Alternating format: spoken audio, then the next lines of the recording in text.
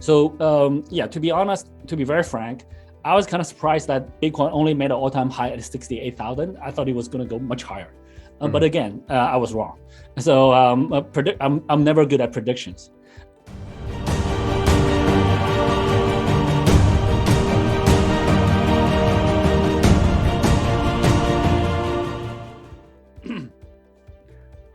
In the decentralized world, well, first of all, decentralization, centralization is not black and white. It's not one or the other. There's a spectrum of number one is a spectrum if we look at any particular aspect, and there's multiple aspects we gotta look at. So each one of them is a gradient scale. And so, for example, if we look at any cryptocurrency or blockchain, Bitcoin, I do think is by far the most decentralized blockchain, cryptocurrency, etc. But if you look at Bitcoin mining, it's quite centralized. Like, the top two miners top two or three mining pools will control more than 51% of the mining power. If you look at Ethereum or BNB chain, you can still associate a founder with those two blockchains and many other blockchains. So Ethereum, in that sense, if Vitalik suggests some changes, most likely the community will go with his suggestion. For BNB, myself, we can still identify that, even though I'm less technical, much less technical than Vitalik. But if I suggest something, the community most likely will support it. So that's centralization as well. So Ethereum and BNB having the identifiable founder is actually a less decentralized mechanism. And then there's how many nodes each blockchain has. And also, if you look at Binance.com, yes, Binance.com is a centralized exchange. And how many users do we have? We probably do have the largest user base in crypto now. And crypto is a technology that can increase the freedom of money for billions of people around the world.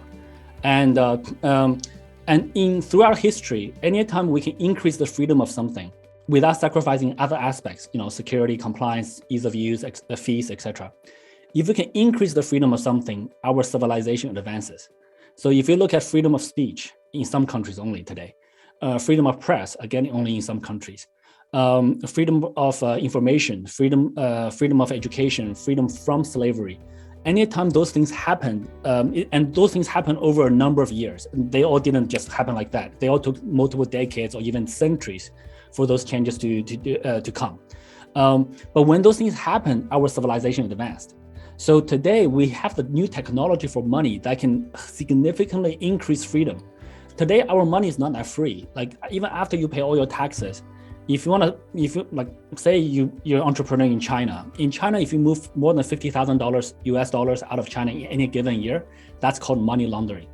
So if you're a successful entrepreneur in China and you want to buy an apartment in Paris, guess what? You won't be able to move the money legally. This is your after-tax money. So that we don't have the level of freedom there. So basically, we're looking at like all the same opportunities come to all of us. In fact, like we look at all the opportunities, we probably have first picks on all of those opportunities. So we try to respect the confidentiality clauses we have with our partners so that we don't really disclose ongoing deals. So if there's a deal in discussion, we try not to disclose much of it. And even if after it concludes, we still try to observe the confidentiality aspects of it. But the same deals that you see in the news that other people look at, they typically come to us first. So being the large, I think I'm pretty confident we have by far the largest cash reserve right now, and most of this, and so we do have first picks. But not all deals.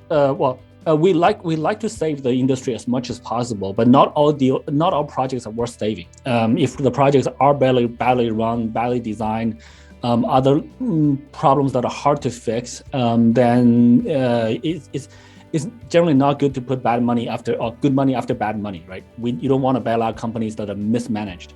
But we do want to help the majority of companies that have a little bit of a liquidity crunch to go through this cycle. And we're talking with 50 plus of them. Yeah, Binance wants to provide tools for people to access crypto. So we want to be the infrastructure tools provider. Whereas even other exchanges, we can tell that they go into stock trading. They just want to be a trading house. They want to trade and they want to charge. They want to make money on commissions. Whereas we have a lot of tools that have no revenue. We have a decentralized wallet, Trust Wallet, that zero income, no revenue.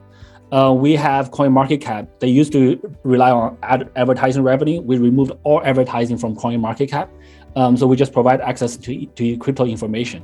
So we want to be the tools provider for crypto. This is the reason why we're not going to stocks. We're not going to provide stocks trading tools.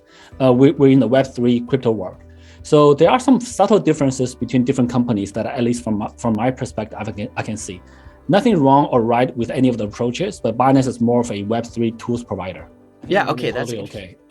There are a group of people, there are a very large group of people that I know that is not going away. So there are some new investors that get shocked, surprised, fear, and they go away for a while. But pretty much of all the people I know who are here since 2017, those guys is gonna stay. And as a business, I would recommend most businesses have at least 10 years of runway, 10 years of cash if they have zero income. Very few traditional companies can achieve that. But in the blockchain world, it's actually not that hard to achieve. Binance, we had like the Binance coin is about $40 billion market cap. We have the team portion we never used, and we do commit to burn that. But we also have income. Like even the team portion is worth double-digit $1 billion. So most crypto companies sit on this. If they manage well, they could be sitting on this really large cash reserve. So and even if we don't touch that, we actually still, that aside, we actually still have very healthy reserves that will last us many years. So they are, and also in the crypto business, there are very clear, very simple business models. You should have revenue, and because we're dealing with crypto money, we're dealing with this industry. It's actually not difficult for good businesses to make money. So also, to be honest, decentralization itself is actually not really the goal. The goal we want to achieve is give people the freedom. We want to develop technologies that give people freedom, ease of use, low fees. So freedom including permissionlessness, meaning that if you want to send some money to somebody else across the world, that's legit activity. You're not doing something dodgy. You should be able to do it. So we want to protect the fundamental properties that we want to achieve through decentralization. In the process, there will certainly be certain levels of centralization, groups working together, etc. But we don't want that to be the ultimate goal. It should not be ultimate goal for a single organization to control all the world's crypto, etc. So when a single organization gets too big, we should look at how to diversify that, to the extent that we actually invest in other crypto exchanges, centralized exchanges. We invest in our competitors, so that we actually want other exchanges to exist, more exchanges to exist in this industry. This way we can grow the industry faster. Right now, we not being arrogant, but we're doing the lion's share of the work on onboarding users into crypto. So we want to see more people doing that. So I think so. It's a very number one is it's not like win or not. It's not succeed or not. Like we're all here persistently, consistently pushing forward. Mm-hmm. Sometimes a bit faster, sometimes a bit slower, depending on overall market conditions, macroeconomics, and other factors. But we're all here. We're not going anywhere. We're just consistently and persistently pushing this industry forward. So I think 10, 20 years from now, people will be using blockchain, crypto, the way they use the internet without mentioning it. Today, I don't say like, hey, I'm gonna use the internet to message you. We just use it we just use it. There's many different applications on it. So I think 10, 20 years, we will get there. 10 years might still be a little bit tough, to be honest. Even if you look at the internet today, when we talk about video conferencing, sometimes still doesn't work that well.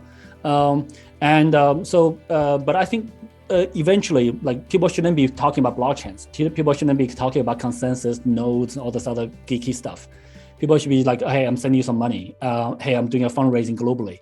I'm selling my art globally. I'm gonna hire a trainer, fitness trainer in the metaverse. So all of these things should come naturally and without mentioning any technology. We will get there. It's just a matter of time.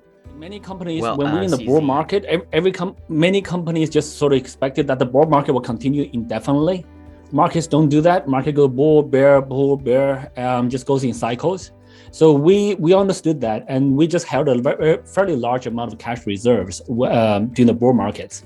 And luckily also for us, our income comes into different cryptocurrencies, and stablecoin is one of those. Like stablecoins accounts to about 25% to 30% of our income. So we're relying heavily on that now. So yeah, I think overall we're like just because we're in a new industry, we are quite expectant of the cycles. So just having that mindset really helps, I think. For retail investors, the first thing, of course, is to survive. So make sure that you have enough money that your lifestyle is not impacted. The second thing, if you have extra money, now is actually not a bad time. Well, different people use different strategies. I don't want to recommend any specific strategy, but some people like, micro seller, El Salvador, they're buying now so that the average cost actually comes down. And if they can last for a few through this bear market, on the next bull market, they'll have more holdings. So now it's actually a very cheap time to buy. If we're in a bear market, I want to be careful giving financial advices, not giving financial advices. So, but for retail investors, it's the same. Like focus on. My advice is always the same. Focus on a small number of projects that you know well, and if you know that the project is going to survive, and you can tolerate the risk, by all means. But understand that tomorrow the market may go down even further. It may go up, it may go down. Nobody knows what's going to happen tomorrow. But longer term horizon, the industry is staying. The industry is not going away. There's more apps being developed. There's more people in the industry. So the industry is going to get bigger if we look at 5, 10, 20-year horizons. How's Binance holding up during the bear market so far? We're fine. We don't have any debts. We don't owe anybody any money. We're still profitable even today. And not that many people owe us money. We have pretty good debt control. So we're pretty good. And I don't really have no opinion. It's very hard to predict the future, but historically we've seen very accurate 4-year cycles. But there's also many things in the world that are 4 years. The Bitcoin halving is every 4 years. The United President's election is every 4 years. The stock market goes through a 4-year cycle as well. If you look at it historically, so it doesn't mean that the next cycle will be exactly 4 years. But I think there is a pretty decent probability that might happen. So to be honest, to be very frank, I was kind of surprised that Bitcoin only made an all-time high at 68,000. I thought it was going to go much higher. But again, I was wrong. So I'm never good at predictions. But all of those things in theory should help crypto. But the fact that right now we're going through a winter is kind of surprising to me. But again, no one can predict markets. I can't. But logics do work in the long run. So that's my experience.